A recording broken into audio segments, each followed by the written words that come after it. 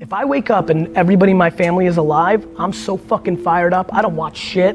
I don't listen to shit. I'm so grateful. Fuck yeah. Positivisme, perspective et surtout de la patience. Ce qu'on vient d'entendre, c'est exactement ce qui a inspiré puis ce qui inspire encore aujourd'hui mon aventure dans la Vivi Like Me Family. C'est donc avec le cœur puis la passion que je vous embarque avec moi pour un autre épisode du Vivi Frog Show.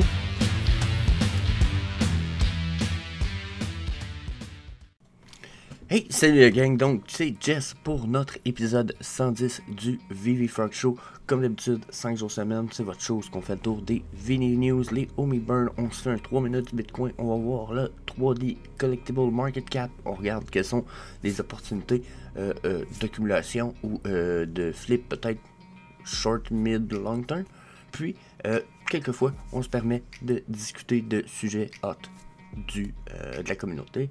Donc, si vous voulez pas manquer ce show-là, plus le Homie Frog Show, plus le stuff des Louvium qui s'en vient, plus le podcast pour les interviews, je vous invite à faire le smash sur le subscribe button, puis à attendre qu'on ait fait le tour du disclaimer time dans une petite seconde ou deux, pour après qu'on tombe dans le contenu intéressant sur disclaimer time. Donc, n'oubliez pas, aucun conseil personnel, financier, d'investissement, tout le contenu ici est uniquement à des fins de divertissement. Vous devez absolument faire vos propres recherches. Vous devez absolument consulter un expert financier avant d'investir. Donc, à matin, on commence par nos Homie Burn parce que il n'y a pas grand news à matin, rien de super spécial. Les dernières choses qui se sont parlées un peu, c'est encore à propos des lightsabers, comme de quoi qui s'en vend 10 millions à toutes les années, puis que c'est super undervalued, puis comme... C'est vrai, mais c'est comme pas du nouveau. Donc, that's it. Homie Burn. On a 42 millions qui ont été burn de plus hier.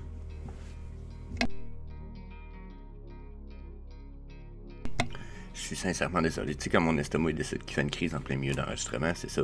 Donc, ça nous monte pas loin du 63 milliards de Homie Burn. Le prix avoisine les 0.0014. On va aller voir ça dans le Homie Frog Show. On va survoler tantôt avec notre charte du Bitcoin. Mais pour l'instant, les burns, ça continue. L'autre nouvelle, c'est que le jeu qui burnait des homies, puis qui était simplement sur le Apple Store et maintenant sur Android. Donc, maintenant, il est multiplateforme. J'ai juste pas le temps de jouer personnellement.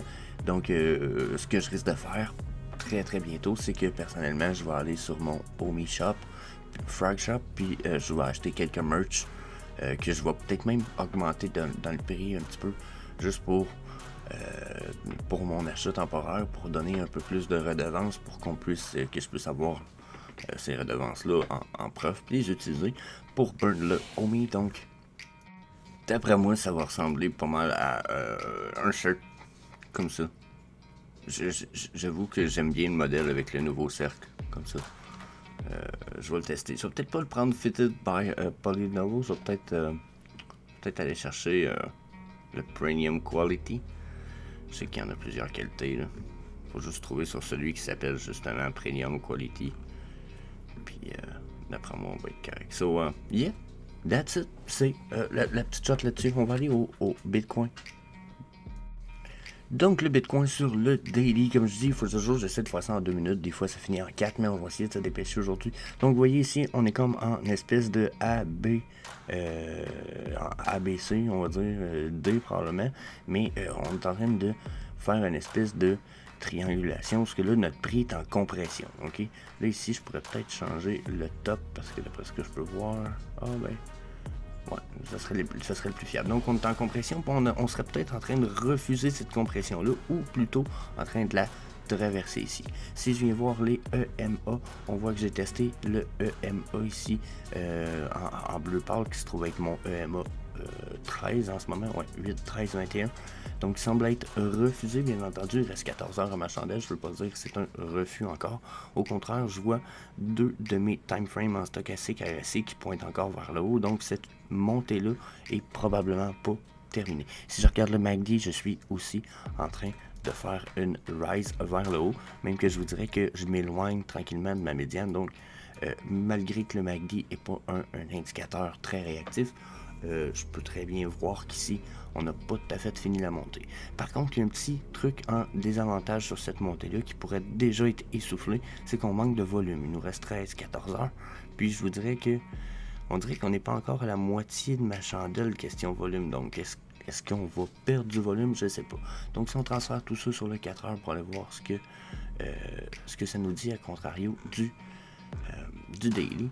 Donc si on part sur le 4 heures ici, pour ceux qui ont écouté le Omi Frog Show hier, j'avais donné une espèce de drôle de prédiction que j'ai laissé là ce matin. Je pensais pas l'avoir, je pensais avoir effacé ça. Généralement je l'efface, mais regardez ce que j'avais fait.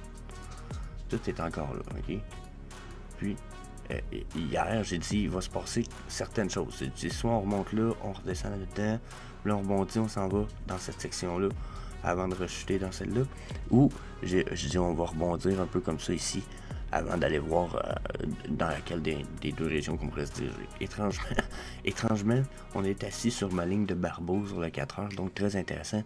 Si je regarde ici le MACD, on est en train de changer de tendance, puis en plus on est en train de changer de tendance sur la médiane de 0, donc recrasher là-dessus risque d'être très bearish, puis de causer un mouvement quand même très beau. Puis si je regarde mes stochastiques RSI, les trois sont dans le haut. J'avais également mis des dessins sur mon stochastique RSI, mais ceux-ci ont été un peu moins respectés dans la mesure où, regardez, moi j'avais pensé que ma long time frame serait comme ça ici avant qu'on remonte, qu'on ait une chute. On a déjà une chute qui s'est enclenchée ici. Donc cette chute-là ici pourrait être quand même drastique à surveiller. Je pense que le OMI va crasher probablement jusqu'à environ, pas le OMI, le Bitcoin jusqu'à 18 800 avant de peut-être remonter puis nous faire un bull trap pour rechuter. That's it. Donc, comme je disais, on n'a pas de news ce matin, pas grand-chose qui se passe, on dirait, sur le market. On n'a pas eu de Pokémon Go non plus, le premier. Puis, il y a beau avoir des drops, les boîtes que vous pouviez acheter en magasin avec une collection de Pokémon Go, il y a comme rien, finalement. On dirait qu'il n'y a pas eu de dévoilement de rien, c'est rien forcé de spécial avec ça. Donc, si vous voulez mon avis, d'après moi, notre market cap de nos collectibles risque de faire un drop dans très pas long pour aller rechercher plus bas. On a aucune super bonne news. Sinon, ben c'est ça, on n'a aucune bonne news. Pas qu'on en a plein de mauvaises, mais on n'a aucune bonne news. Je veux pas être bearish, mais au contraire, je vais être bullish. Ça va être le temps de racheter très bientôt.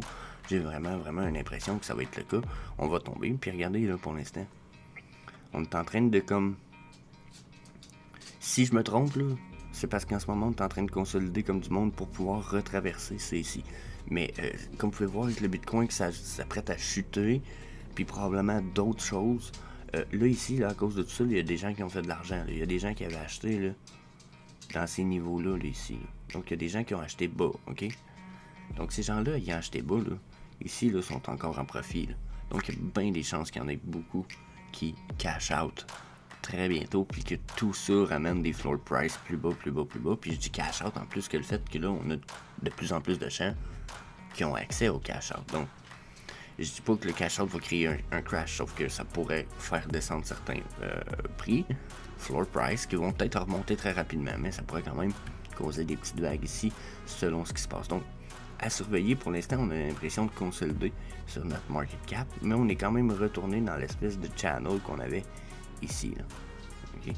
Donc, si vous voulez mon avis, ça nous donne une sensible indication. N'oubliez pas, c'est un fully diluted market cap, ce qui implique que les lignes se promènent parce que c'est du overlay, mais le market cap data is calculated à toutes les 10 heures, mais c'est pas pour ça que je dis. C'est ici. Là, je pense pas que la traduction que vous allez voir ici va être bonne là, pour ceux qui la veulent, mais la capitalisation boursière entièrement diluée fait référence au plancher du plus bas des collectibles fois le total des collectibles minted, tandis que la capitalisation boursière se fait référence au plancher fois le total coté. Donc, faites attention. Ce que ça veut dire pour le minted, c'est que si, exemple, notre plus bas collectible d'une série vaut exemple 10$, ben, puis qu'il y en a 1000, ben, ils vont être calculés, le market cap va être le 10$ fois les 1000. Ça va être ça le market cap. Puis je pense que c'est une bonne chose comme ça, dans la mesure que de toute façon, on ne pourrait pas calculer le market cap de toutes les floor price, parce qu'il y en a que le floor price est juste mis de façon fake, genre à 8, 9, 10 000, quand le collectible, le floor price était pour le même genre de mint number, il était à 8 piastres, là, t'sais. Donc, je pense que c'est super correct. Puis je pense même que ça nous donne des bonnes indications. On se dit, regardez, en ce moment, là, la charte, si elle est appliquée comme ça, comment qu'on voit. Puis là, ben, c'est pour ça que c'est un peu le fun, cet overlay-là. C'est une fois que je l'ai appliqué, je peux changer un peu le positionnement. Puis là, regardez, on a le positionnement un peu différent de tantôt, mais on reste avec un canal quand même important. Donc, mon avis, là, c'est qu'on va peut-être aller refaire un petit... Si on se fie aux lignes comme ça, ici, on pourrait faire une espèce de top avant de crasher puis aller plus bas. Mais d'après moi, on s'en va plus bas. That's it. Donc, sur le mouvement de nos collectible price, ça a l'air de quoi sur le 24-hour trend. Donc, ce 24-hour trend en drop de prix, en bas de page 1, on est à 13%. Là, je fais ça vite parce que je veux qu'on sauve un peu de temps. Sur le bas de la page 2, 12,50%. Donc, ça reflète exactement ce qu'on vient de voir avec le market cap. Très stable, pas de super remontée, pas de super grosse descente. Malgré le fait qu'on est probablement pas très proche des all-time low pour beaucoup des pièces. Donc, sur les 24-hour drop de price, on a quoi? On a QNC ici. Le premier rewind logo, en fait, qui est à quoi, là, en ce moment? Attendez. Qui est à 219 avec son all-time low à 200. Oh my god. Ça, pour vrai, vous voulez une pièce? En voilà une. Ça a été clairement dit que les Rewind Collective logo, il allait avoir des utilities dans le VVverse. Là, il y en a qui vont dire, ouais, mais just le VVverse, c'est dans 5 ans. Ouais, mais dans 5 ans, là, ça va valoir pas mal plus que 200. Puis, je sais que c'est pour la LGBT community que ces avantages-là vont être les plus cool. Mais vous allez pouvoir les revendre très facilement. Okay? Donc, pour moi, ça risque de rentrer très bientôt dans les blue chips. Surtout le premier, le Rewind Logo Collective. Wow. Ensuite, Battle Mode. Bon, là, je sais pas lui, je sais pas. On dirait qu'il a perdu beaucoup de popularité dernièrement. T'sais, il avait été descendu jusqu'à 75, donc je me lancerai pas. Mais les posters, tranquillement, il y en a que quand ils sont good looking comme celle-là, avec Wonder Woman puis Thor, là, je vous dirais quasiment que ça pourrait au moins être une pièce à avoir. Je pense qu'en plus c'est un set à lui tout seul. C'est un set à lui tout seul, donc pour le Master Collector Point, c'est genre 100 points d'un coup, plus les points à tous les jours. Donc j'évaluerai ça vraiment très sérieusement. Le Master Collector Program risque d'être de quoi? D'être pas mal plus gros que ce qu'on a déjà d'annoncé. Donc si vous voulez mon avis, ça risque d'être pas mal nice. Ensuite, Valkyrie, bon, ok, ouais, c'est les Mighty Marvel. Tant qu'on a peut-être pas une espèce de rehausse d'une rumeur ou d'un leak information pour un jeu avec ça, ils sont cool. C'est des first appearance, mais on dirait que ça leur donne aucune autre valeur. Genre. Donc, Murray Corno, un peu la même chose. À part le Master Collector Program, ces trucs-là, là, on dirait que leur utilité et leur valeur est un peu moindre. Hein? Donc, vu que c'est pas des popularités nécessairement, c'est pas c'est oui, Valkyrie, mais je veux dire par là, c'est pas des bonhommes qu'on reconnaît comme Batman. Ok? Qui, soit dit en passant, est pas vraiment cher. Hein? All time low à 42, en ce moment à 55. C'est une belle pièce. Vous allez chercher du low min de ça. Pretty worth it. J'ai garoché de quoi hier à propos de Coca-Cola, puis de ces pièces-là. J'en parle pas aujourd'hui. Je laisse un peu de suspense. Allez voir l'épisode d'hier, épisode 109. Mais, yeah. Je pense que ça aussi, c'est un set à ne pas dropper. À pas passer par-dessus. Genre, manquez pas ça. Ça ici, le Art Collective, puis le Rewind. Tout ce qui est Rewind, encore une fois, je pense que super le temps des accumulés en ce moment. Ils sont all-time low, super intéressant. Rhythmo all-time low à 400 aussi. C'est le seul Unicorno qui est animated, si je me souviens bien. Donc, ça lui donne un petit quelque chose de unique pareil. Un petit peu. Ensuite, là, j'ai eu un petit coupage au montage, j'ai été obligé de réenregistrer. Fait que donc en ce moment, si je repars, je vous dirais Focus Please, là. Tout le band leader Mickey 7. Je pense que un jour, c'est le genre de set qu'il y a une well qui va arriver qui va rafler genre une grosse partie.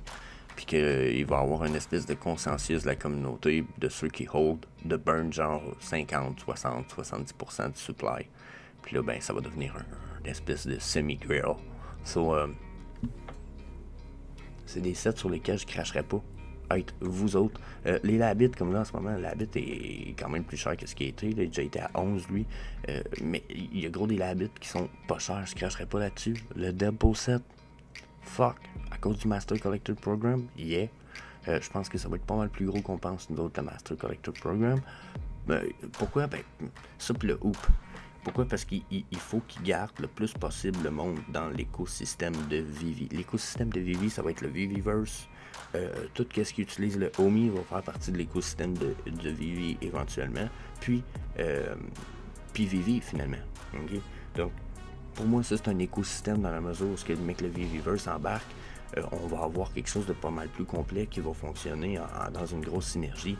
Le Master Collector Program, ça sera pas juste en lien avec le fait que vous collectionnez des pièces. Éventuellement, ça va être dans le Viviverse que ça va donner des avantages puis des bonus, puis qui va faire que vous allez être une personne un peu plus qui va pouvoir se faire remarquer. Okay? Donc, yeah, je voulais mon avis. Il y a plein d'affaires à ne pas négliger. Les stocks de DaVinci, il y a un Rewind collectif qui vont donner des utilities dans le Viviverse, etc. Donc, c'est tout des trucs puis des choses à éventualiser puis à garder en perspective. Regardez les Labbit en ce moment, là. Ça n'a jamais été aussi cher. Puis ça a déjà été dit qu'un jour ça va être breedable. Donc, s'il y en a qui ne savent pas de quoi je parle, il y a allez voir Frank Kozik, puis allez voir toutes les Litton puis les Labbiters.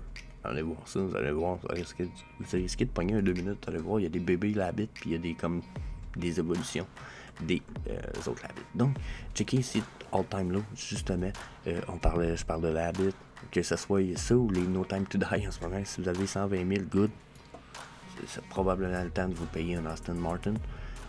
Sinon, ceux-là ici, là, j'ai pas de prix encore, ok.